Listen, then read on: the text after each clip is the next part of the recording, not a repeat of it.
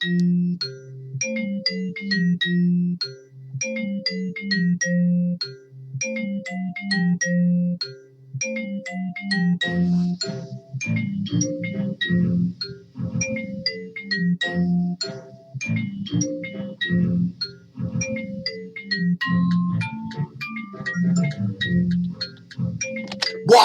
I'm here. All right, no screwing around. Too much stuff to talk about. The coronal mass ejection we talked about yesterday has finally fully released from the corona. 6.6 magnitude quake strikes Puerto Rico. I think it's already been downgraded to a 6.5. And this is why we do the things live, folks. That one's going to have caused some damage, and we are hoping and praying that folks down there have not taken too much damage and death, as that is a mid-6 quake, and the town of Ponce is going to be completely inundated. No tsunami warnings issued, at least at this current moment. Here's the coronal mass ejection we talked about yesterday.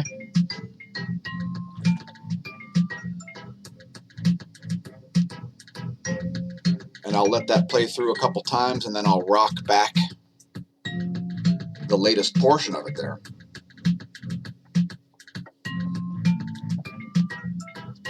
Let me turn this down a bit. All right, so here's this coronal mass ejection. We did cover it yesterday. It has fully released.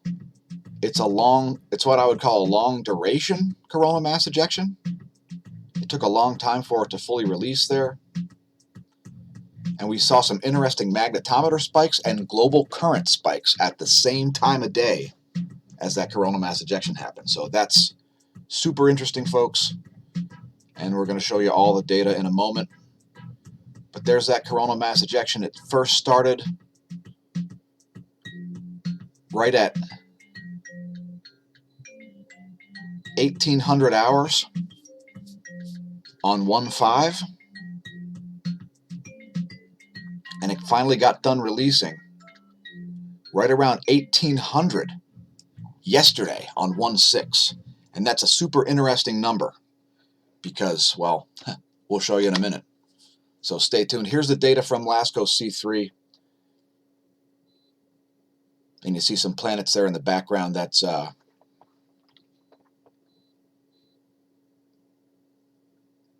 Jupiter, Saturn, and Mercury back there. And it's very faint. You can barely see the coronal mass ejection here. It's quite diffuse. It still may miss the Earth to the southeast, but expect to see that in about 36 hours, I would say. It's not very high speed and it's not dense. So as I was explaining to the gentleman in Skype on the Electric View chat, not expected to see a KP of 4 for that. I expect a KP of 3. If anything, we might see nothing. As again, it may miss to the southeast, but anyway, we've got a possible sunspot rising. And let's look at the 171 angstroms view here of the local yellow dwarf. And sunspot 2755 still does have a little magnetic power in it, as it has not yet evaporated. So eyes on that one, as it is right in the Earth-facing region right now. No major flaring out of that. It is still a small sunspot. And I believe still alpha class, but it might go back up to beta class. There is some indication that there are 2 fields there. We'll look at it in a moment. Here's a rising sunspot possible, although it looks like a plage so far. We don't see any umbra yet associated with that, but it may need to rotate around a little bit more before we're able to see those from that angle. So anyway, there's the view of that. And here's the North Pole region, in case you were wondering what's going on up there in 171 angstroms.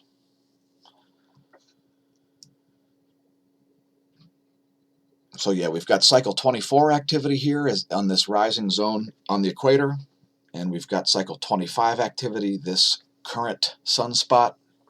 Again, that looks like a plage rising there from cycle 24. Not a sunspot, no umbra seen yet. Here's the view from 304 angstroms, and this is about 9.5 hours just of today. And it is January 7th.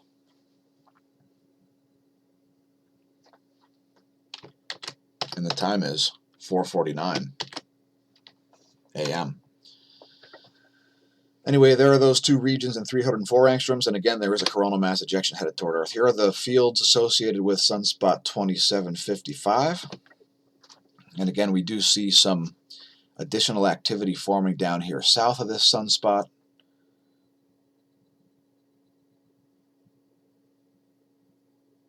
And there are the fields associated with that rising region. It looks pretty small, but we do see two distinct fields surrounding an opposite field there. So that's something else to watch. Thanks everybody who tunes in on Twitch. If you're not watching this on twitch.tv/smAsho, you're viewing this in syndication. And we do it live for a reason. We apologize if there are any problems with the quality of the video. At least there is quality audio. And once again, citing the fact that we don't need to see X-ray flares in order for coronal mass ejections to occur, as we've got a significant coronal mass ejection headed our way right now, despite no real big upticks in the GOES X-ray flux. Now, let's talk about electricity surging through the soil of Norway. Check it out. Right as that coronal mass ejection released, electrical currents started flowing through the soil of Norway. So they're only about an hour and a half after I just cited that coronal mass ejection fully released from the corona. We see just an hour later, we see current. And there is some data on the GOES magnetometer to corroborate this as well. So it looks like magnetism from space equals magnetism in the ground, folks. Now, I'm sure that may not be surprising to a lot of our viewers, but let's get back to the data here. 10.7 centimeter radial flux at 71, basically solar minimum conditions.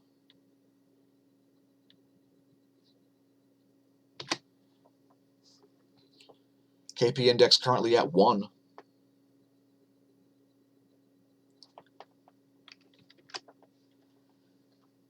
And let's look at cosmic rays real quick. Here's the Opacity neutron monitor. Top pane is 24 hours, middle pane is 30 days. And let's scroll down to see Barentsburg. And there's the last 24 and 30 days of Barentsburg as well. Next, Athens, Greece. We always look at the same cosmic ray monitors, folks, so we have what you would call representative data.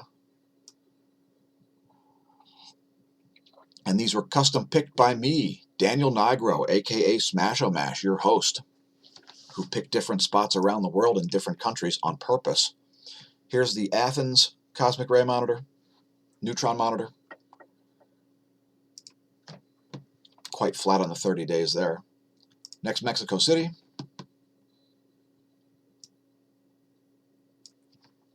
There's the scenario at Mexico City. We usually cover these about every other day on the channel, folks. Next, Moscow, which tends to show a large range, not sending data. All year, Moscow, get with a new decade. At least they're showing something instead of a page error. So it's progress. We'll take it. And here's the data from Oulu.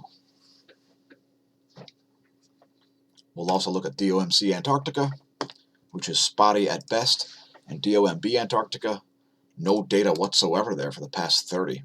And we always link below the video to the network of cosmic ray stations site, so you can monitor them yourself. Now, let's look at the real-time solar wind. And there you have it.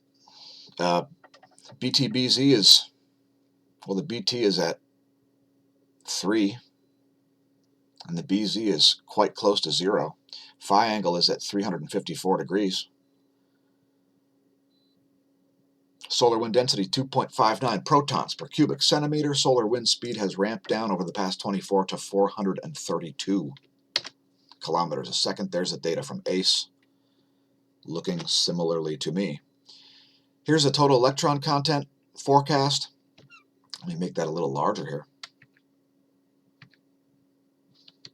There we go. 80% looks good to me.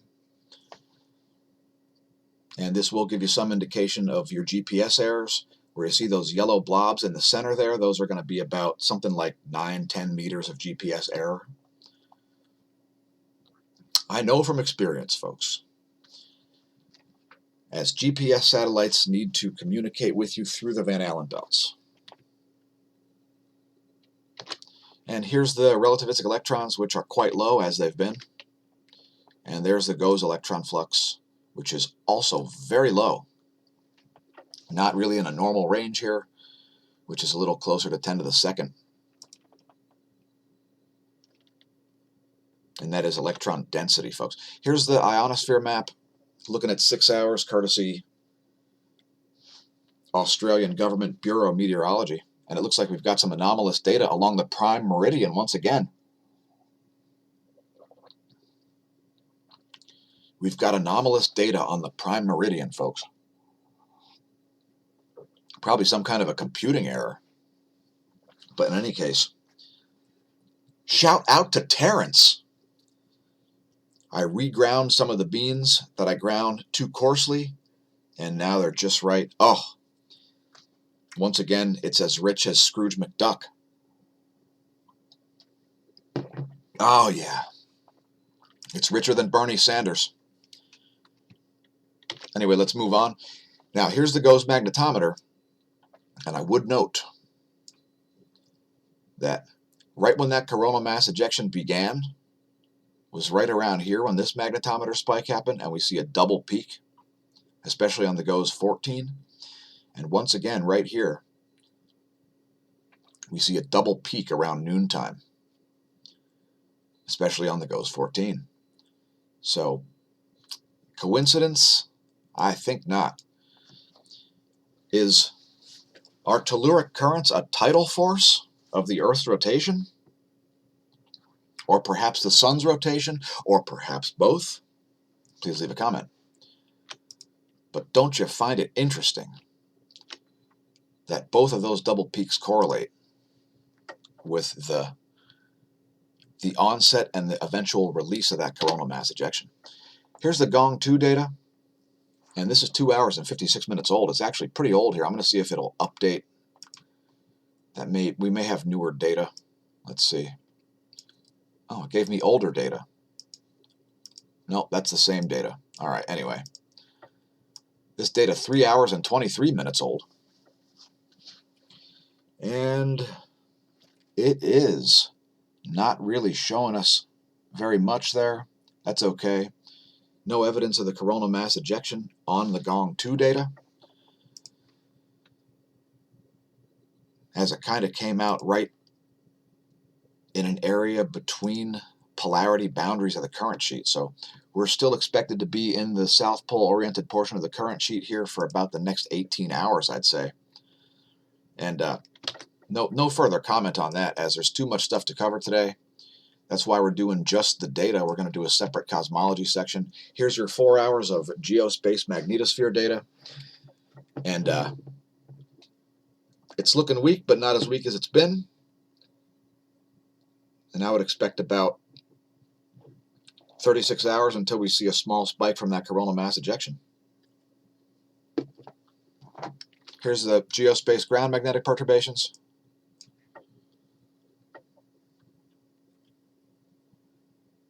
And we don't see a whole lot of activity there. In the geospace, sadly, we can't access the data from 1800 UT, as it may show up on there. And the 6 point whatever magnitude earthquake at Puerto Rico has already been downgraded to a 6.4. Let's look at the last 24 hours of earthquakes. Now, yesterday we saw a foreshock, apparently, at a 5.8 magnitude. And here is the recent activity in the area. Click on regional information. And that kind of sucked.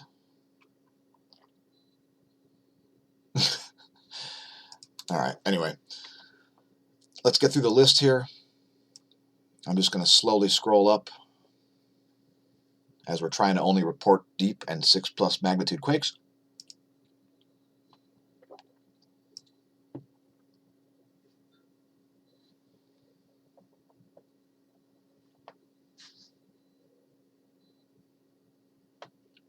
By the way, if you're wondering what that is a quarry explosion in Montana. It's a quarry explosion, folks. If you see a diamond, it's a quarry explosion. A small deep quake in Alaska. A bunch of really foreshocks to that larger quake, which undoubtedly would have caused some damage and possibly some death in Puerto Rico.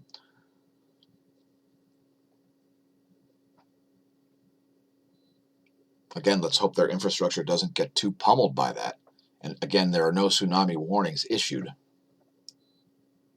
No watch warnings, threats, or advisories for tsunamis. Those earthquakes all happened south of the island too, folks, so don't worry about the east coast. Very unlikely we'd see something there. And there's that quarry blast, which was 2 kilometers above sea level. Don't worry, folks, it wasn't a volcano. It was a quarry blast. Here's a deep quake at Argentina, one of the other rather likely spots for a large quake these days. Here's a deep one at Japan, 165.7 kilometers at a 4.4 magnitude. Papua New Guinea sees a 5.3 at depth, and the depth is 200 kilometers. Oh, there is a second 6, the 6 magnitude quake under Cinnabung. Geez, let's hope that wasn't volcanic in origin. Let's check the location. Not so sure on that one, folks.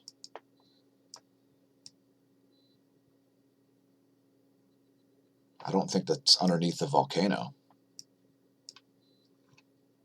So 2 6 magnitude quakes in the past 24, and they both came in the past couple of hours. Less than 24 after that coronal mass ejection released. See a couple quakes in Hawaii. They're small ones. Again, that 6.4 magnitude quake. Not looking good. Would have done some damage. And it has been downgraded. I think it was initially reported as a 6.6, but don't quote me on it, as I don't dwell on these things. I'm trying to figure out how the sun works. Anyway, there's your earthquake information. There is tsunami.gov stating no warning, advisory, watch, or threat. So based on historic data, the size and location of the quake, no tsunami warnings issued. And we're looking at, I don't know what it is, some volcano. I can't remember the name, it's foreign. It's Kirishima-Yama. Anyway, let's look at the pressure maps here, as we ain't got all day to make your space weather video, and then make another video about cosmology yet. By the way, ain't is a word, and it is in some dictionaries. And we're just advancing this into the GFS forecast here for where pressure zones are expected to be over the next 24 rather. And there's where they'll be around 12 noon universal time tomorrow, according to the GFS forecast. Kirishima-Yama, it's on the list. It's on the island of Kyushu, and there's been increased volcano tectonic earthquakes since January 2nd due to an eruption. So 41 earthquakes there below the Shinmodake crater. Must be a subvolcano of Shinmodake. We won't worry about it too much. Flight level 5,000 at Mount Aso. Sakurajima also erupting, so that's 3 volcanoes in Kyushu, all erupting at the same time, folks. Krakatau, which is quite spooky, has killed people just last year. Or was that 2018? I think that was last year in 2019. By generating a tsunami and some new real estate, Krakatoa still erupting, flight level 2000 there. Tokono erupting, flight level 7000. Sangay, flight level 20,000 as it explodes. Revenador exploding also, 16,000 foot ash plume there. Sabancaya unable to detect. Please do not attempt to do the Fosbury flop over Sabancaya's caldera. Are you wondering where lightning is? Have you heard thunder? Do you hear thunder right now? Are you located in Cyprus? Shout out to your father, my favorite Greek Cypriot. A former gaming teammate. I think we even had him on the scrim team. Anyway, we've got some lightning happening in the, I don't know what it is. I guess that's the Eastern Mediterranean. My geography of oceans sucks. I know it's not an ocean. Anyway, don't be pedantic. That's my job. Check lightningmaps.org if you hear thunder. It could be interesting. Here's the jet streams where they are over the U.S. And let's zoom out to the Western world.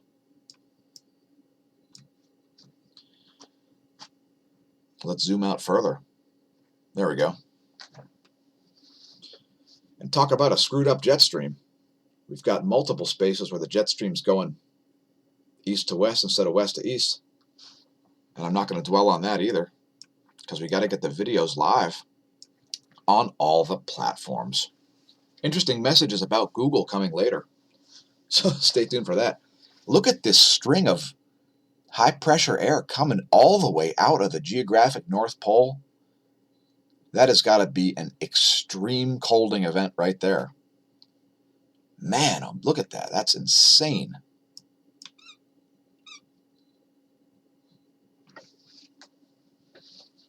That area coming right from northeast Greenland all the way down into the central Mediterranean, folks. That is insane. If you think the jet stream looks like that normally, well, it doesn't. If you're wondering what's causing the extreme weather around the world, it's caused by jet stream abnormalities, not by carbon dioxide. Here's what's going on in the U.S., and perhaps in the near future we'll be doing worldwide weather forecasts. It's coming, folks. It's coming. We've got a crazy storm over South Central. Let's zoom in. There's snow. There's ice. There's rain. There's even wind, undoubtedly. It's a pretty fast mover. But there's going to be some significant ice there in southern West Virginia, as well as western Virginia. Anyway, here's the U.S. water vapor map on the NASA GOES weather satellite. That's a NASA GOES interactive weather satellite water vapor map.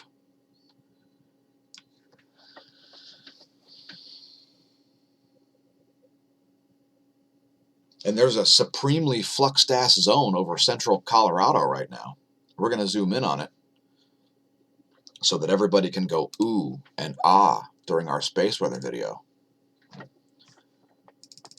Please do not get a boner over weather unless you understand the physics. Wow. Hi, protons. The air has suddenly dried out there, folks. Check it out. A sudden drying of the atmosphere over the Central Rockies. That is some cold air filling up the valleys, if you're wondering.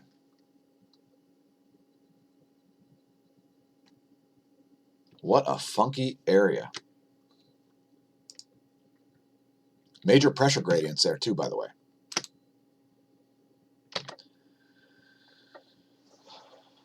Let's talk about Google. I'm going to have to stop saying that Google pays us nothing. And Google pays a lot of people a lot of things and gets paid a lot by a lot of people. Google's been taking heat after its former head of relations, Ross Lejeanzin, accused the company of sidelining him when he repeatedly attempted to raise ethical concerns about Project Dragonfly. Please don't sideline our channel, Google. Anyway, this article from Extreme Tech also cites the fact that Google has courted the business of the Saudi government and provides cloud hosting services for Absher, an application to spy on the women in the family. So, Apple also distributes the Absher application, which can be used to apply for jobs and Hajj permits. But Google actually hosts the application in the cloud. And yeah, what does it do? It allows male family members to track the movements of their female relatives and revoke their permission to travel if they're caught at an airport without permission. Also, Dragonfly, you know about Project Dragonfly? Yeah, let's just move on. We will have the links to the article from Extreme Tech about Google killing digital magazine subscriptions. They just osmotically fit that other information in there for your viewing pleasure. And speaking about your viewing pleasure, let's talk about your reading pleasure. Head to smAshomash.org if you haven't done so yet and scroll down and then click on this link for the newly unveiled smAsho forum and listen to our brilliant human health stories, such as this one, featuring a Tesla. Now, we don't know if it was on autopilot or not, but for some reason a Tesla drove through an intersection at very high speeds and sent various people in critical condition to the hospital. So there are all kinds of issues with the cameras on these cars, as they don't have forward-looking infrared radar, otherwise known as FLIR. Now, that would raise the price by about $2,000, we assume, but it would also allow the vehicle's sensors to be able to sense humans and other objects that emit heat, even in a foggy environment. Yes, believe it or not, folks. Just like Apache pilots say. See, Apache pilots are famous for saying, "Don't run, you'll just die tired." And that's because you can be seen through heat cams, unless you have special heat cam defeating camouflage. And we won't get into that either. But, hey, auto-driving cars. Hey, manufacturers of self-driving cars. If you don't put forward-looking infrared radar on the cars, they'll never be safe no matter what you do with the code. What a human health story that is. Anyway, check out smashomash.com/forum and read other human health stories like this one about Alzheimer's disease. And it's a double shout out to Terrence. Were you aware that type 2 diabetes is, I don't know if it's the biggest risk factor for Alzheimer's disease, but Alzheimer's disease, as human life expectancies increase, is becoming increasingly important. And things like insulin resistance and hyperglycemia are, shall we say, deadly, brain deadly to the brain. And I'm not sure if we can see this full article. I don't think we can. I think this one has to be purchased. It just came out on January 3rd. I didn't search all day for it, but we have links to the abstract if anybody wants to read it. I think you can purchase it. And yeah. Also, thanks patrons for being the actual support of the channel, give or take. And we are working on that credit crawl. So we're going to send out a patron-wide message soon. And then we're going to make an animation with the credit crawl. where everybody who wants to be named, or if you'd like a nickname because you don't want your proper name listed, we're going to make a form for that so that you can submit that, and we will add it to the Credits Crawl patrons. Also, thanks everybody who watches and subscribes on YouTube. If you enjoy the content and you haven't done so, please do so, as we are in a massive growth stage here in 2020, trying to help everybody's vision get a little bit clearer, if you know what I mean. So please press like and subscribe. Lots of collaborations and other stuff going on as I prepare to quit my job and just only do this and not that. Thanks, Smash Team. We're going to have bonus segments, but they're going to be pretty minimal here because we got to get the video out once again. Anyway, here's the full zoomed in view at 94 angstroms. There's sunspot 2755. A little bit of field interaction going on there, but everything's quite small scale. And there's that rising active region there. Some cycle 24 behavior. And again, does not appear to be a sunspot.